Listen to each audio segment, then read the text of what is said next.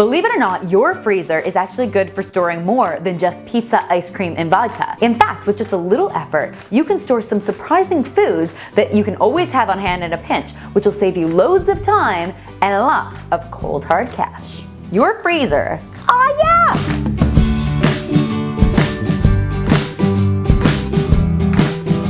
Freezing food is a great way to save dough, but it's the method of storing it that is the key to its quality. When you're after quality, what you want to do is keep your freezer at 0 degrees Fahrenheit or -18 Celsius.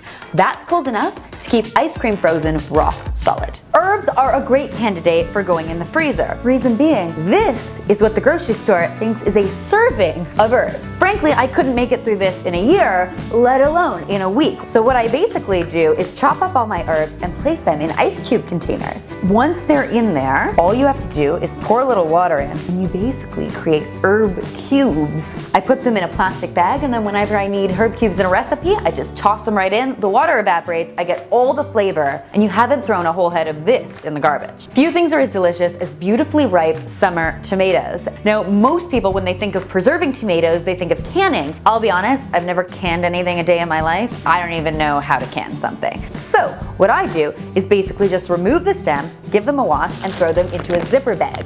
Into the freezer they go, and then I use them throughout the year in soups, sauces, and stews. They will lose their texture throughout, so you can never eat them raw again, but they are ideal for peeling because the peel actually comes right off. Another major issue with grocery store portion distortion would be ginger. This is what my grocery store considers one piece of ginger. I couldn't make it through this again in probably a full year. So what I do is I take it, peel it all, cut it into 1-inch cubes, and then toss it in the freezer. What I'm left with are these beautiful frozen ginger cubes. They last me all year long, and they're really, really easy to grate. Few things frustrate me more than when I'm baking and I realize I don't have a fresh orange or lemon on hand for zesting into a recipe. Problem solved. If you have a surplus of citrus, the best thing to do is to zest it all onto a piece of plastic wrap. Then you roll it up, put it in a zipper bag, and put it into your freezer. That way you will always have delicious zest on hand whenever you need it. The other thing is, feel free, juice away. Do it all in one day, and then place all of your juice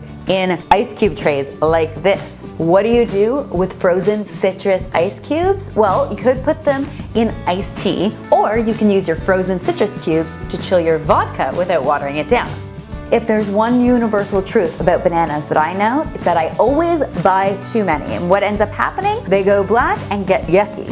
What I like to do just before that happens is to throw them in the freezer. This preserves their life indefinitely, and I can use them still for baking and my morning smoothie. You might be really turned off by the fact that their skin goes an awful color of green or can even go black, but the fruit inside is still really delicious. Then you have an amazing addition to your morning smoothie that won't water it down like ice.